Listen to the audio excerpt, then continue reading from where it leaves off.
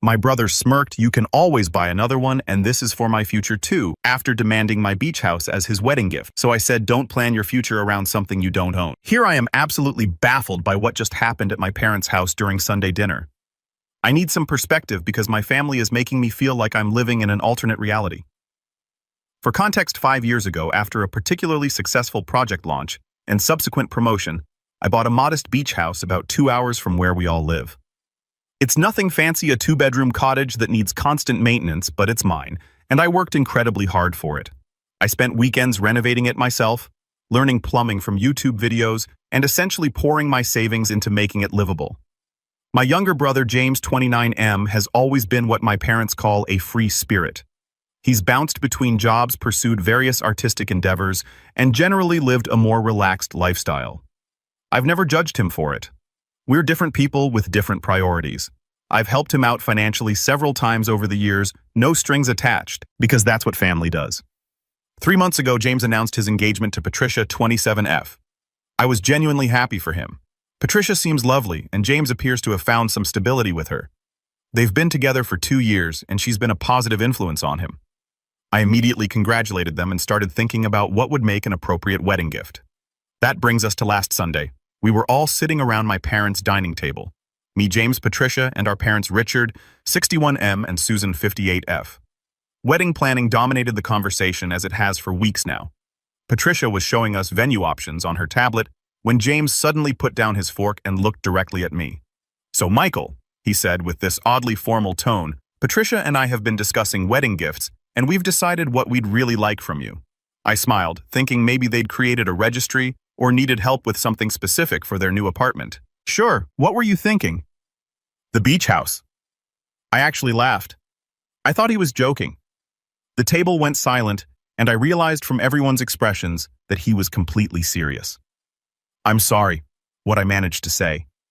James leaned forward, speaking as if he'd rehearsed this. "Look, you're successful. You have your city apartment, your investment portfolio, your 6-figure job. The beach house is just a vacation property for you. For Patricia and me, it would be life-changing. It would give us the stability we need to start our marriage right." I sat there stunned, trying to process what was happening. Patricia was nodding along supportively. My parents were watching me expectantly. "James," I said slowly, "that's a $400,000 property.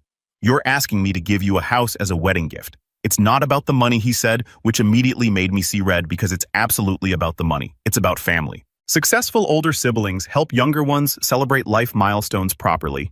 You've done well for yourself, amazingly well. This is your chance to pay it forward. My mother chimed in. "Michael, you do have so much. Would it really hurt you to help your brother start his married life properly?" My father added. "You barely use it anyway. You've been there, 3 times this summer?" I looked around the table feeling like I was in the Twilight Zone. "I've been there 3 times because I've been working 60-hour weeks to maintain the success you're all so eager to redistribute." "Don't be dramatic," James said, rolling his eyes. "This is exactly what I'm talking about. You hoard your success instead of sharing it with family." "I've loaned you money 17 times in the past 5 years, I said, my voice getting sharper than intended. "I paid for your car repairs last year. I covered your rent for 3 months when you were finding yourself between jobs." "Loaned," James emphasized, "and I've paid most of it back. You've paid back about 30%, but I've never pushed for the rest because I understood you were struggling." Patricia finally spoke up, her voice sweet but firm. "We're not asking for charity, Michael. We're asking for a wedding gift that would mean something that shows you support our union." "I support your union," I said. "I'm happy to give you a generous wedding gift, but I'm not giving you my house." The tension at the table was suffocating. James's face had turned red. "This is so typical. You've always been selfish with your success. Remember when you wouldn't let me borrow your car for that road trip? You mean when you wanted to take my new car on a cross-country trip 3 days after I bought it with your friends who I'd never met? You always bring up irrelevant details," he snapped. Susan intervened. "Boys, please. Michael, just think about it. You don't have to decide right now." "There's nothing to think about," I said, standing up. "The answer is no. I'll be happy to give James and Patricia a generous check as a wedding gift or help with honeymoon expenses, but I'm not giving away my house." James stood up too, his chair scraping against the floor. "You know what? Keep your house. Keep everything, but don't expect us to pretend we're a close family when you clearly value your possessions more than your own brother's happiness. I left shortly after that. The drive home was surreal. I kept replaying the conversation, wondering if I was missing something. Was there some cultural norm where people gift houses to siblings? Had I somehow indicated previously that the beach house was available? I texted my best friend about it, and his response was basically, "What the actual hell?" which made me feel slightly less insane. But here's what's really bothering me. My parents have been texting me all week, not directly asking me to reconsider, but sending subtle guilt trips, links to articles about generosity within families, and the importance of supporting siblings. My mom even sent me a photo of James and Patricia looking at wedding venues with the caption, "They look so happy, despite everything." Despite everything.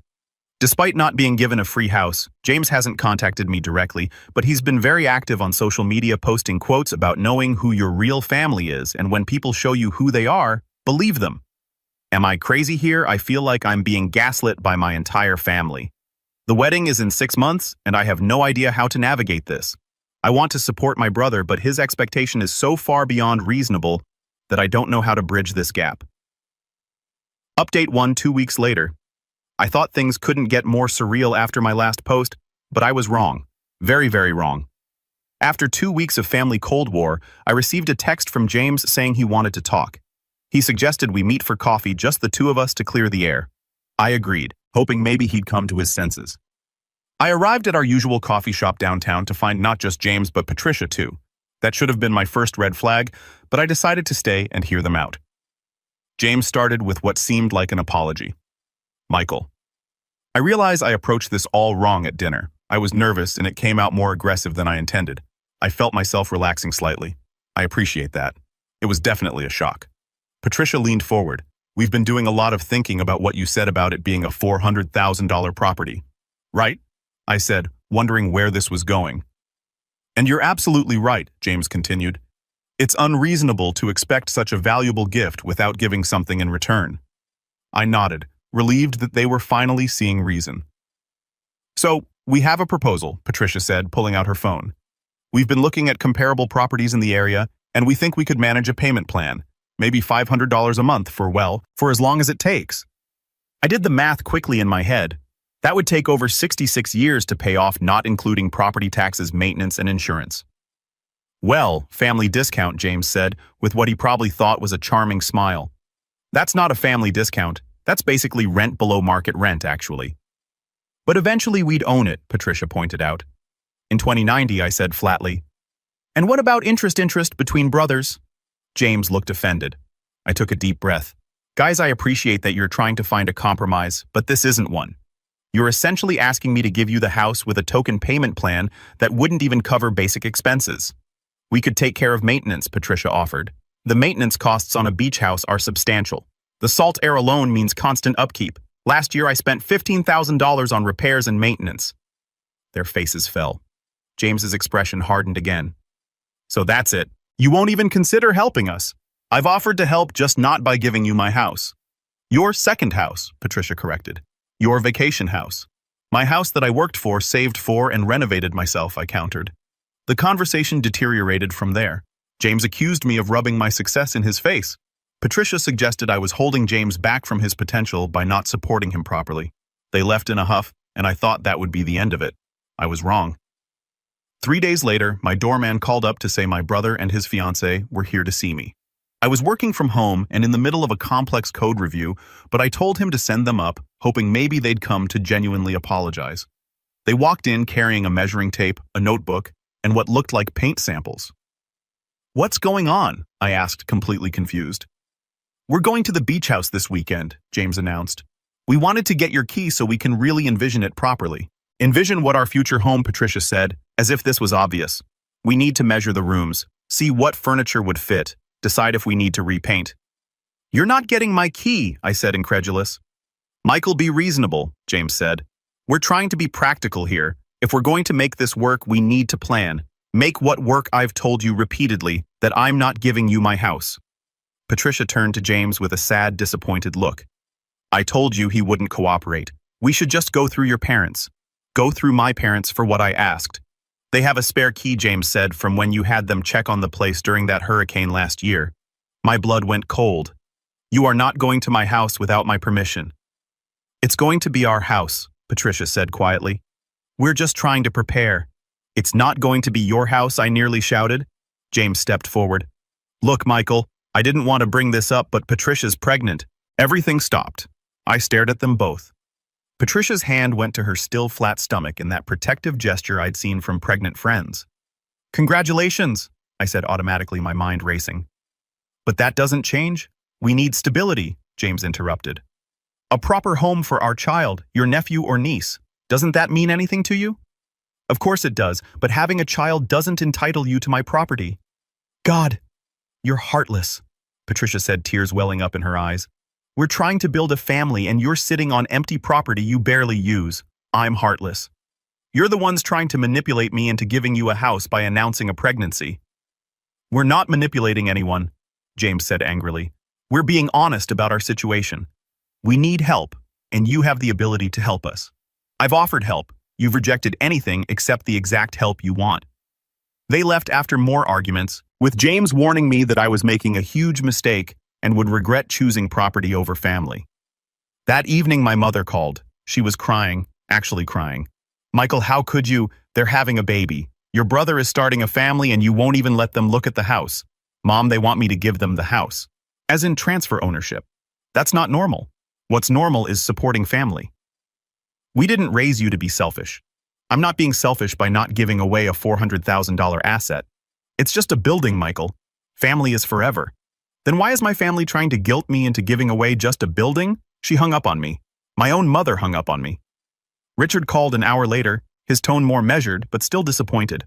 Your mother is very upset. I'm upset too, Dad. This whole situation is insane. Is it really that insane for a successful person to help their struggling family members? There's a massive difference between help and giving away a house. You could afford to buy another beach house if you wanted, he pointed out. That's not the point. And no, I couldn't just easily buy another one. It would take years of saving again. James and Patricia will never have the opportunities you've had. I created my opportunities, Dad. I worked through college, lived on ramen for years, and saved every penny. James chose a different path, which is fine, but he doesn't get to claim my rewards for his choices. There was a long silence. I hope you know what you're doing, son.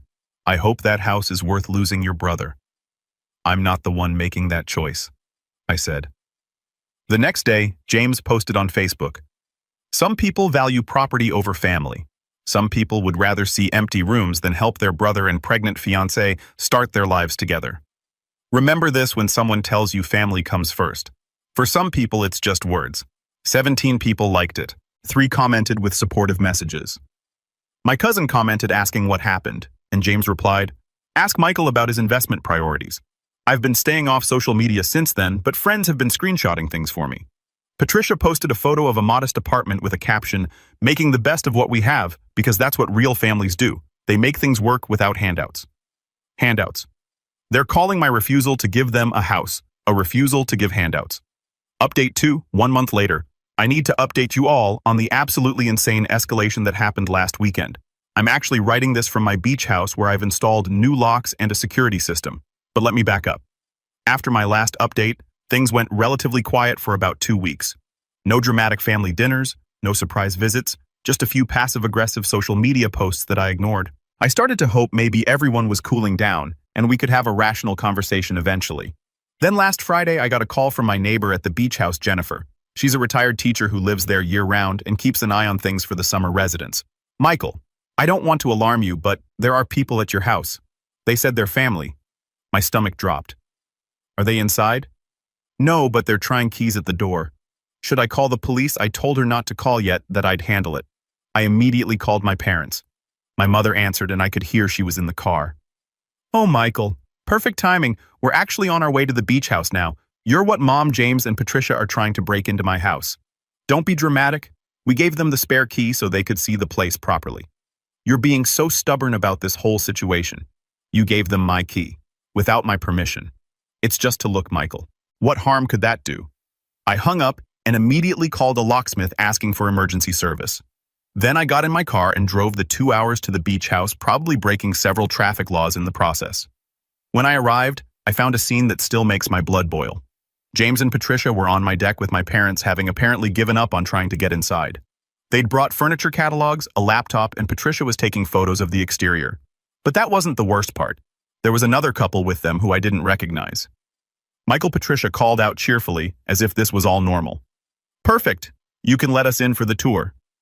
"Tour?" I asked. The unknown woman stepped forward with a bright smile. "Hi, I'm Rebecca, and this is my husband, David. Patricia and James invited us to see the honeymoon rental property. We're so interested in booking it for our anniversary." I stared at them all speechless. James had the audacity to look sheepish. "You're already trying to rent out my house," I finally managed. "Well, it would help with the costs," Patricia said defensively. "Beach houses can generate significant rental income. My beach house, which is not for rent and is not yours to rent out." Rebecca and David looked confused. "I'm sorry, is there some confusion? Patricia said you were gifting them the property as a wedding present." "There's definitely confusion, but not on my end. This is my house. I own it. It's not being gifted to anyone." The couple exchanged uncomfortable looks. David pulled out his phone. "We actually already Venmo a deposit." I turned to James. "You took a deposit for rentals on my house." "We'll return it," he said quickly. "We were just showing them the potential." "The potential of fraud," I shot back. Rebecca and David left quickly after that, murmuring about needing to review their options. I heard David whisper, "This is sketchy," as they walked to their car. Once they were gone, I faced my family. "Everyone needs to leave." "No. Michael, don't be like this," Susan pleaded. "We're just trying to help them plan. Plan what their life in a house I'm not giving them." Richard tried the stern father approach. "Son, you're embarrassing yourself and this family." "I'm embarrassing myself. James is literally trying to rent out property he doesn't own. Because you're forcing us to be creative." James exploded. "If you would just do the right thing. The right thing is not stealing someone's house." Patricia started crying. "We're not stealing. We're asking for help starting our family. Why do you hate us so much? I don't hate you, but I'm not giving you my house." "How many times do I need to say this? Until you realize how selfish you're being," James said. I pulled out my phone and called the locksmith to confirm they were on their way. "I'm changing the locks. If any of you come here again without my explicit permission, I'll call the police." "You'd call the police on your own family?" Susan gasped. "On people trying to illegally access my property." "Yes." The locksmith arrived an hour later, during which my family continued to berate me. James accused me of being materialistic. Patricia said I was putting money over family. My parents said I was breaking their hearts. While the locks were being changed, Patricia made one more attempt. "Michael, I didn't want to say this, but I'm having complications with the pregnancy. The stress of not having stable housing is affecting my health." I looked at her steadily. "I'm sorry to hear that. I hope you'll see a doctor, but emotional manipulation won't make me give you my house." "It's not manipulation. It's the truth," she cried. "Even if it is, it doesn't change anything. You have housing. You have an apartment. Not having a beach house isn't a medical emergency." James stepped between us. "If something happens to our baby because of your selfishness, stop," I said firmly. "Stop right there. You're not going to blame me for anything that happens in your life just because I won't give you my property. You're adults. Figure out your own housing situation like everyone else does." The locksmith finished, and I paid him extra for the emergency call. As my family was leaving, James turned back one more time. "You know what? Keep your precious house. But when our child asks why they never see Uncle Michael, I'll tell them the truth, that you chose property over people. And when they're old enough to understand, they'll realize their parents tried to steal a house and called it a gift," I replied. They left, and I spent the weekend at the beach house, partly to make sure they didn't try to return, and partly because I needed the space to process everything. I installed a security system with cameras that alert my phone if anyone approaches the property. Jennifer, my neighbor, was horrified when I told her the full story and promised to call me immediately if she saw any of them return. But here's the kicker. When I got home Sunday night, I found out James had created a GoFundMe. Help James and Patricia buy their dream home after family betrayal. The description painted me as a wealthy miser who refused to help his pregnant sister-in-law and struggling brother despite having multiple properties and millions in assets. First of all, I don't have millions in assets.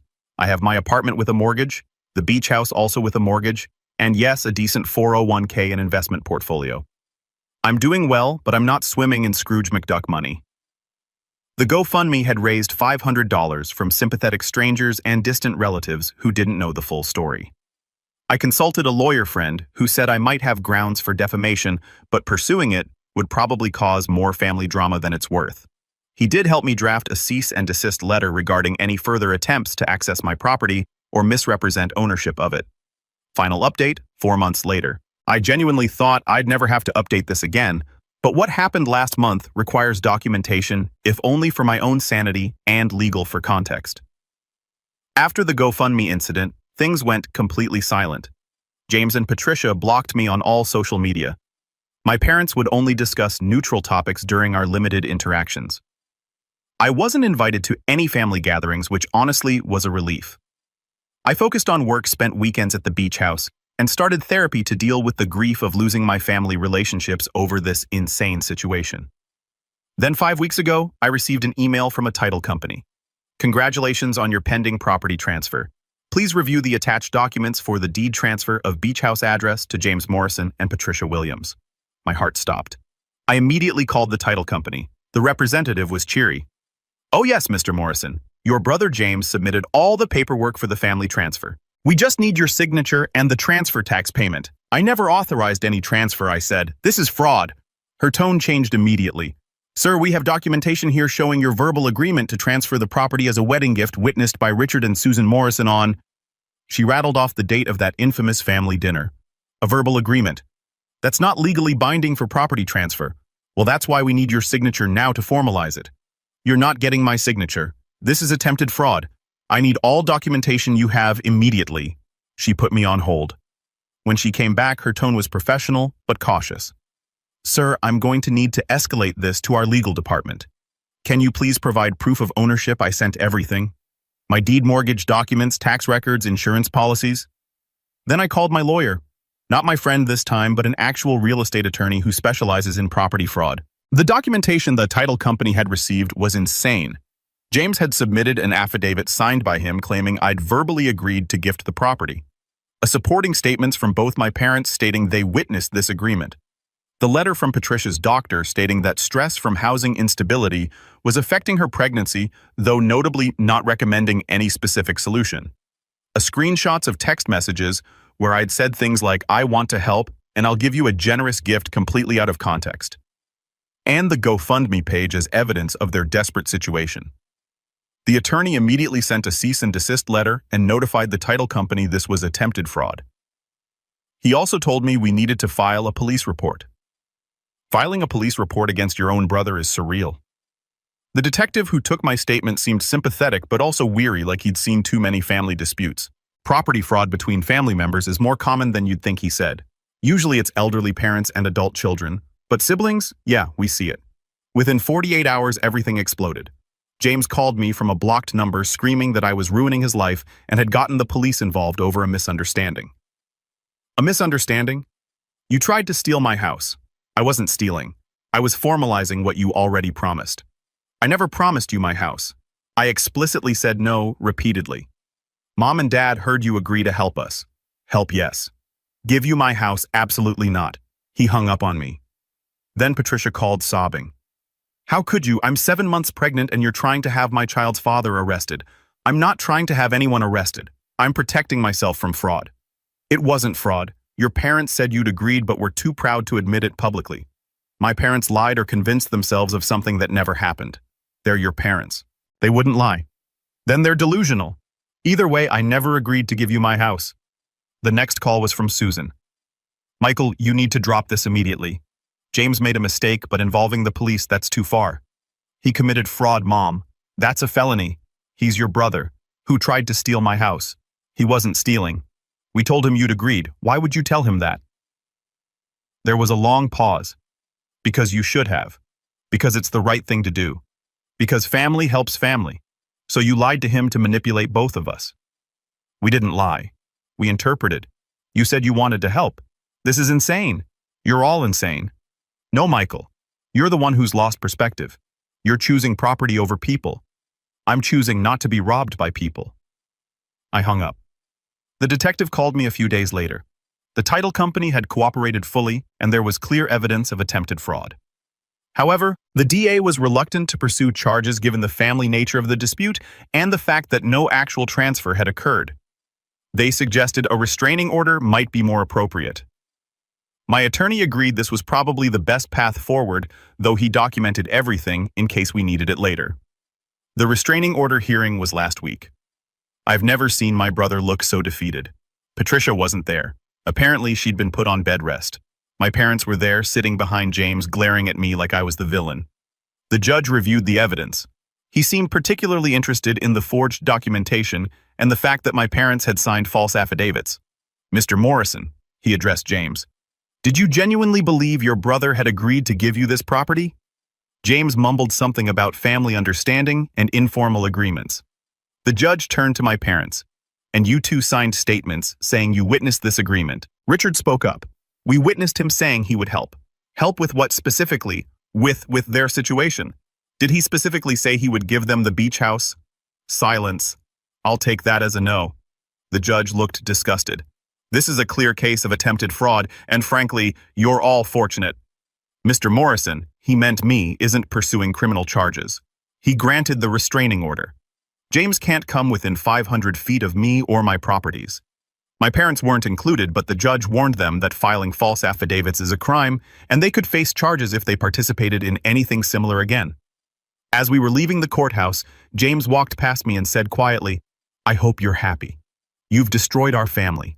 "You destroyed our family when you tried to steal from me," I replied. Susan was crying. "We'll never forgive you for this, Michael. Never." Richard just shook his head and led her away. That was 3 weeks ago. Since then, I've received a few messages through third parties. Patricia had the baby a girl. They named her Emma. I found out through a cousin's Facebook post. The same cousin told me James and Patricia are now living with her parents in another state. My parents sold some of their retirement investments to help them with the move and initial expenses. I've been seeing a therapist regularly. She says I'm grieving the family I thought I had versus the family I actually have. She also says I did nothing wrong, which I intellectually know, but emotionally struggle to accept. The beach house feels different now, tainted somehow. I thought about selling it, but that feels like letting them win. My therapist says there's no winning or losing here, just surviving and moving forward. Friends who know the full story are supportive, but shocked. Several have said variations of, "I can't believe your family did that." Others have shared their own stories of family members feeling entitled to their success. I still check the security cameras more than I should. I still half expect to see James and Patricia on my deck measuring windows and planning their future in my space. The neighbor Jennifer told me she's sorry about everything and assured me she's keeping an eye out. I don't know if I'll ever have a relationship with my family again. Part of me hopes that someday, years from now, we can rebuild something. But another part of me knows that they crossed a line that can't be uncrossed. They didn't just ask for something unreasonable. They tried to take it through deception when I said no. The lawyer kept all the documentation just in case. He said sometimes these things resurface years later when families think enough time has passed. "Keep your guard up," he advised. "Family fraudsters often try again." So, that's where things stand. I'm a successful 33-year-old with a beach house I worked hard for, but no family to share my success with. James and Patricia have their baby, but no beach house and a restraining order. My parents have lost both sons in different ways. I know I did the right thing. I know I had every right to say no and to protect myself when they tried to steal from me. But knowing you're right doesn't make you feel less alone during the holidays. The ironic thing, if James had asked for help with a down payment on a modest place or temporary housing assistance, or even stay at the beach house for a few months while they got on their feet, I would have said yes. But they wanted everything, and so they got nothing. I guess that's the real lesson here. Entitlement destroys relationships faster than anything else. I don't expect any more updates. The restraining order is in place, the locks are changed, and the security system is armed. My family made their choice, and I made mine. We all have to live with the consequences. Thank you to everyone who told me I wasn't crazy. In a situation where your entire family is gaslighting you, internet strangers kept me sane. The beach house is quiet now, just the sound of waves and seabirds. No measuring tapes, no furniture catalogs, no discussions of rental potential. Just me and the space I earned in all its complicated, bittersweet glory.